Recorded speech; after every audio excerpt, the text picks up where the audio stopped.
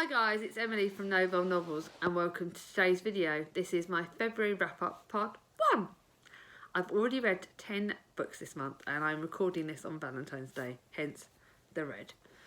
So I'm doing quite well, but as to how the rest of the month will go, I don't know, because obviously the day this comes up I would have had my operation, the day before my operation, so as to how that goes, I don't know, but I'm going to enjoy myself. So, the other stats are that I've read 3 classics this month so far, including 2 of them are children's classics. So, you guys that like classics, do children's classics count in that sort of genre? Let me know, please. I've read 1 non-fiction, 1 fiction, 1 mystery and 1 thriller, so I'm going to kind of link those together. Nicole, please let me know if that's okay. And 1 graphic novel. Kaz, you would have been proud of me on that. And 1 non-fiction. I'm trying to cut back my non-fiction, trust me guys.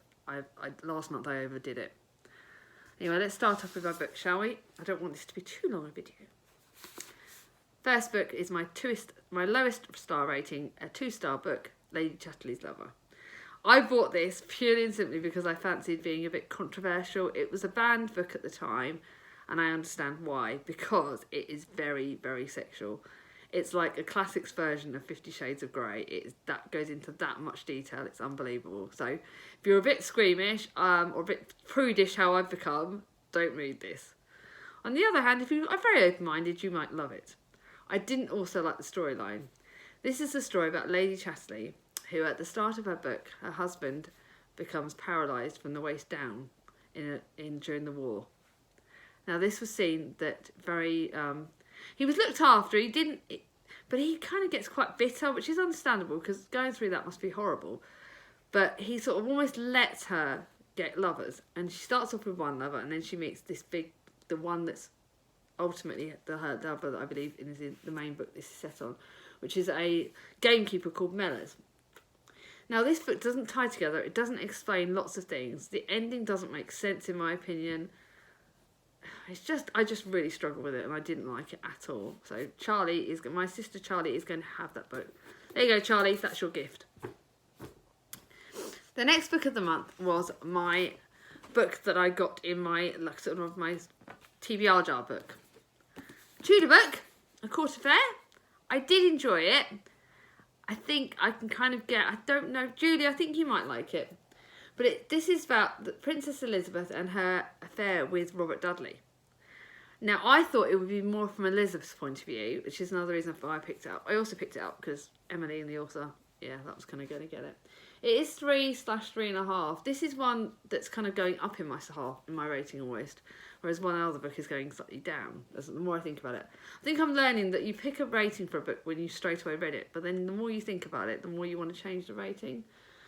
So this is basically, like I said, set on the affair between Robert Dudley and Elizabeth, but this is pretty much mainly told by Robert Dudley's wife, Amy's point of view, and most of this book is told through her. Now, we all know she dies. She gets cancer. That's pretty much said at the start of this, breast cancer, and that's pretty much said right from the start, because we start off at her funeral, where Queen Elizabeth has gone to this funeral, and she regrets what happened to Amy. She regrets a lot of her part in it, and that's the way we start the book. And then we go back to the start of Amy and Robert's relationship and where they grew and how their relationship grew. And it tells Robert in a very bad light. It really paints him out as very much of a baddie. Now, I don't know how much of that is fictionally based. Was he a baddie, guys? Any of you that read more Tudor fiction, sort of non-fiction books, please tell me no. But I really grew to hate that man in this book. I absolutely hated him. And I saw it through Amy's eyes, and I saw totally and utterly what she went through. Yeah, she's a bit wimpy. She could have fought back. But at the time, wives didn't really say what they thought, did they? And I kind of wanted to kill her. I think that's why I rated it a bit lower, because there were times when I literally wanted to throw the book at Amy because she really needed to stand up for herself. Elizabeth is seen in a better light. Now, some books you read about her, she's seen as very much harsh, cold-hearted woman because she didn't marry. She didn't really do much, but... yeah, it was a good book, but I think that's going to go to the charity shop because I've read it once and it won't be one I will reread. But yeah, it is a good book and I certainly recommend it to people. If you like Tudor fiction, please pick this up.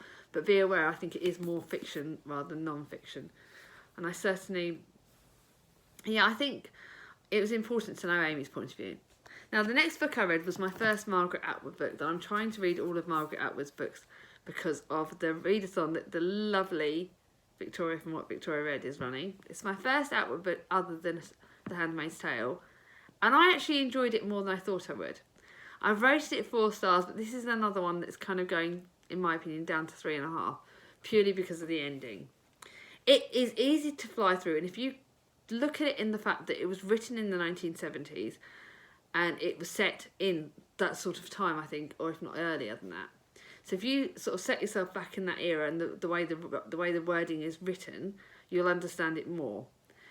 This is basically about a young woman returns to northern Quebec, to the remote island of her childhood, with her lover and her 2 friends to investigate the mysterious disappearance of her father. Flooded with memories, she realises that her homecoming realised entering another place and another time. So this has some very surreal, almost magical realism. I don't know. It's quite surreal and very different writing in this. It starts off that you're hearing about the girl's point of view. You start off with her telling a story of her lover, and there is a bit mentioned about where she's abandoned her baby. Her baby is with her ex-husband. There's not much gone into that, and that kind of confused me a bit, and I didn't really understand the writing on that bit. I understand going back to your childhood. I think that resonated with me. You know, your childhood, where you grew up, does have memories, and your memories is what makes you who you are. So that part resonated with me, but yeah, I'm not quite 100% on this book. It's very different. I definitely need to read more of Atwood books. I've got Lady Oracle for next month, which I'm reading. Sneaky peek, guys, on my TBR for March. But I will be reading that book next month. But yeah, it's different. I liked it. I flew through it in about a day. It was that short, sweet, and I flew through it very quickly. But you have to kind of bear in mind the time it was written and the fact that it is very surreal. And that Margaret Atwood's writing is surreal and it is very different in her own way. So that was interesting. I do love the cover. There's another one Charlie's borrowing, so Charlie's got picked. And I thought I'd shut my cats away, but they haven't. Now the next book, we're starting on my 4-star rating books, and other than that one, you know what I mean. That was, I think it's gone down to 3.5. This one is definitely 4 stars. It is a 1940s childhood. Sorry about this. And it really is told about the 1940s through a child's eyes and what happened at that sort of time. I like this book. It's a short and sweet book. It's only about 200 pages. I've got the series. I've got the 1940s, 1950s and 1960s. 1940s childhood, and it's pretty much in London, basically. My cat really is trying to join in on this. So that was obviously where my mum was born. So that was another thing I thought about. The fact that she was born in the 1950s means I'm looking forward to that series even more. I think it's interesting the fact that it was told by a child's perspective. It was positive. The way the storyline ran, I thought was very good. It is non-fiction, but the way the chapters flowed together, you weren't lost like I have done in non-fiction books that I read last month. I didn't really get lost in it. I totally understood where I was going in it. It made sense. It's factual, but it was interesting, and it was written in a way that I really did actually quite enjoy. It's probably one of my best non-fiction wartime books, actually, I think I've read. So I'm looking forward to... I'm definitely keeping that book. Now, the next one is one that you've all heard about. It's one of our lovely Charlie from Charles Heathcote's favourite books. It's The Truth About Goats and Sheep. The Trouble with Goats and Sheep. And that is by the lovely Joanna Cannon. Now, Charlie got me to pick this up last year, my sister. And I read it with Tia. It was interesting reading it with her. She sort of flew through it a bit quicker than me, which actually someone beat me. That doesn't normally happen. But it is good. It's told via... I would think this is my mystery book. And it really is a mystery. Because you set up, Mrs. Creasy is missing, and the avenue is still alive with whispers. The summer shimmers with endless on. Two 10-year-olds, Grace and Tilly, decide to take matters into their own tails. But doors and mouths begin to open, and cul-de-sac gives up secrets. It's set in the summer of 1976, which actually, if you don't know, guys, was actually one of the hottest summers ever. It was the summer my mum and dad married, so that's how I know a lot about that summer. And this is told a mystery through a child's perspective, and the way that Joanna Cannon has written that is actually really good. It really gives a different lighting to the mystery. It makes you really think about what happened in this, what's going on. You also discover about people that are in the background, so characters that aren't necessarily strong. In the cul-de-sac where they live, there is this guy, and he really is very much internal. He's not one of the people that sort of shouts and does things. And there is another mystery interlinked into this, which I didn't think solved it quite well, which is why I only went it down to 4 stars. Whereas it's 4.5. It could have been 5, but the ending didn't make sense in the fact that it didn't tie up one of the storylines, because there's quite a few important storylines that interlink in this. The Mrs. Creasy storyline could have been developed more at the end, in my opinion. And there are other lines that didn't. But then there were twists that I didn't expect, and I thought that was really good. So I'm really confused about what to rate this. I'm rating it 4, but I really am confused. I'm definitely keeping it. The whole trouble with goats and sheep is along the biblical lines. Now, sheep are people that follow the crowd, and goats are sheep are the ones that are on the outside. Are you a sheep or are you a goat? Now, that's quite a very theological or philosophical question. I don't always follow the trends. I don't know. I think I'm more of a goat. I know, Charlie, there was the story from when we were kids where I'm called Emily the goat.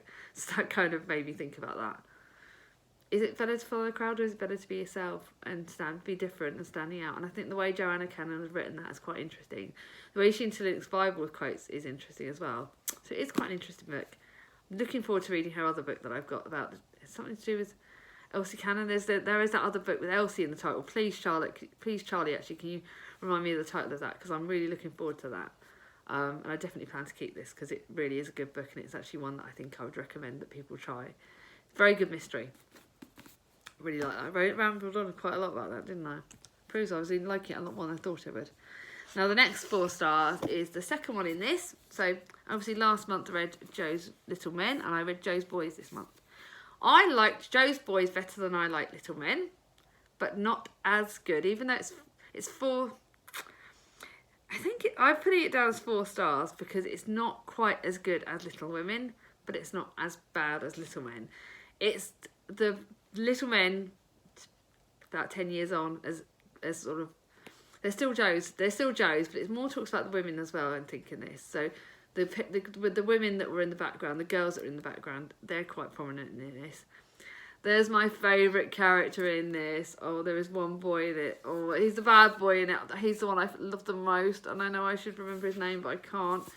I'm going to see if I can find Dan. God, I loved Dan. I love the bad boy. I love his story that it was interlinked in this. We don't so much hear. We hear a lot more about Jo's sister. We hear about the boys as they're growing up. Mr. Laurie. Oh, it is really good, and I'm definitely keeping this. It's a really good book, and it's definitely better than Little Men. Jo seemed better than this. I love hearing about Amy's daughter. You hear a lot more about her. You hear a lot more about. I'm trying to think now. So not Jo. It's the Mary. Why am I forgetting? You hear a lot more about the twins' youngest sister. She's told a lot more in this. It's really interesting. I think the females kind of come back into this quite a bit. The girls. So it's the next generation. The ones that weren't so much prominent in Little Men are prominent more in Jo's Boys. So I thought that was quite interesting, and that was quite a good perspective. Because it's like the next generation of girls almost as they're growing up. That was quite good. But yeah, Dan's my heart. Dan's got my heart. He's my favourite character in this. Out of all of them, I love him. And I really did enjoy this book. I'm so keeping this. I hope I find all of Louisa May Alcott's other books. I'm hoping. I've put them on my Amazon wish list as well. So I'm hoping one of my friends is going to get a hint and get me some more Louisa May Alcott. I definitely think I need to read more of her adult-y kind of books.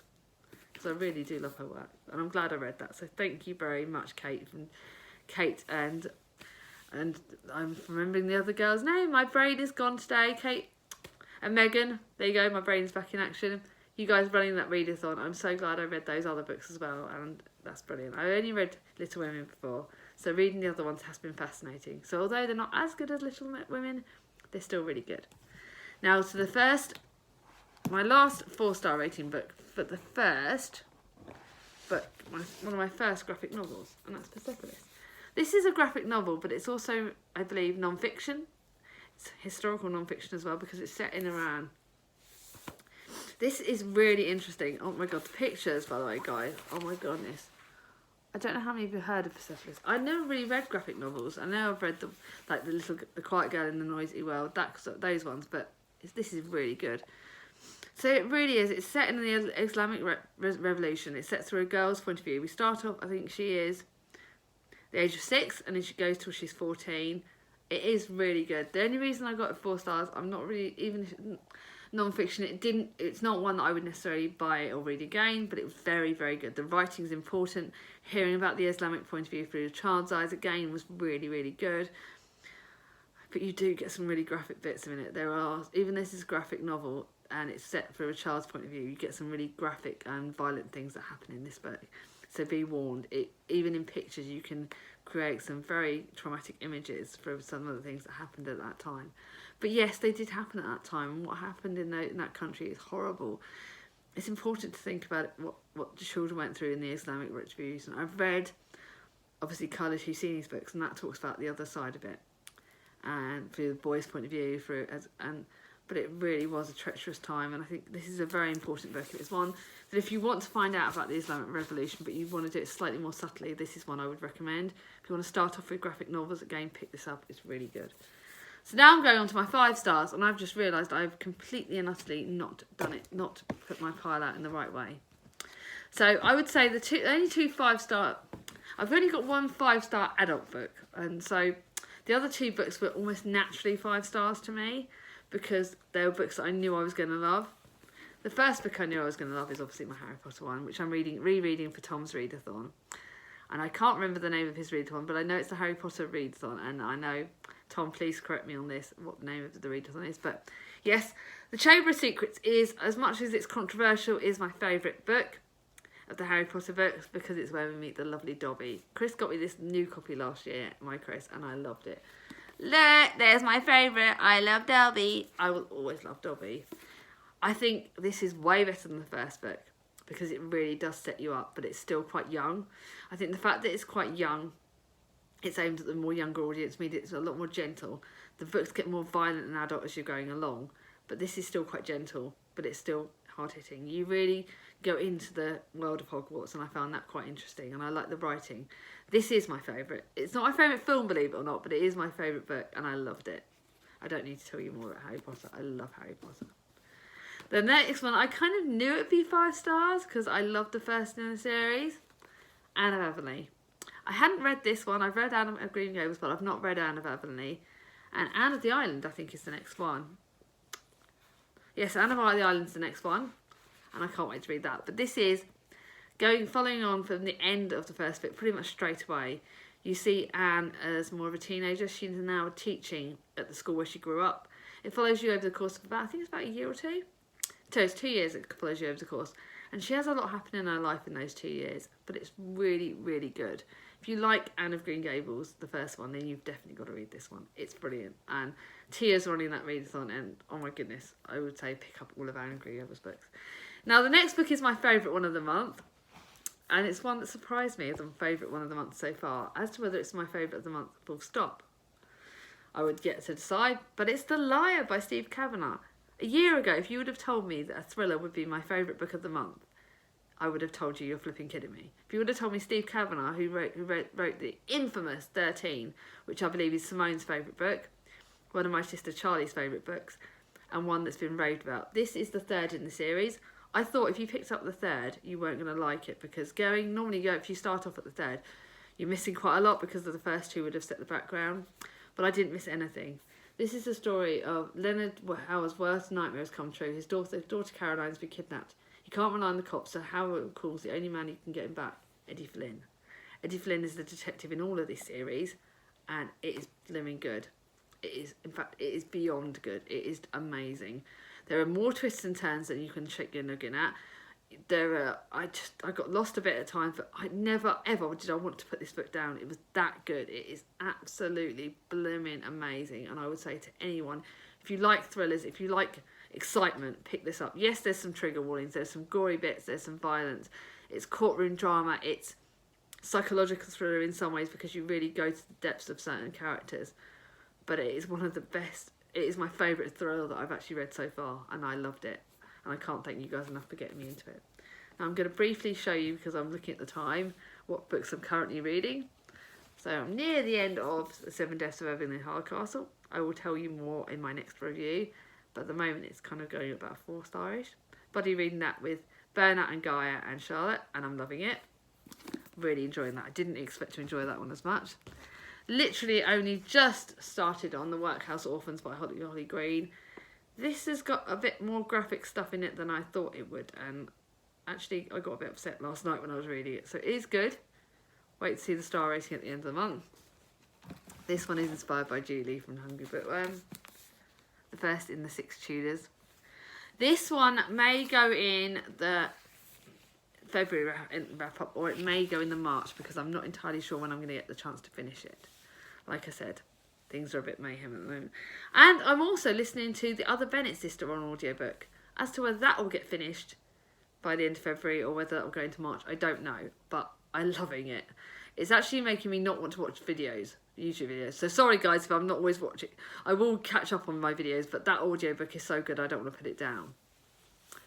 But yeah guys, I'm really enjoying what I'm reading this month. I really think I've pushed myself already further than I thought I would. And I'm enjoying my books even more than I ever thought I would. So, how are you guys enjoying February so far? What book's your favourite book of the month so far? I'd love to know. If you like this video, give it a thumbs up. If you're new to my channel and not subscribed yet, ring on my ding-a-ling. And I'll speak to you all soon. Bye-bye.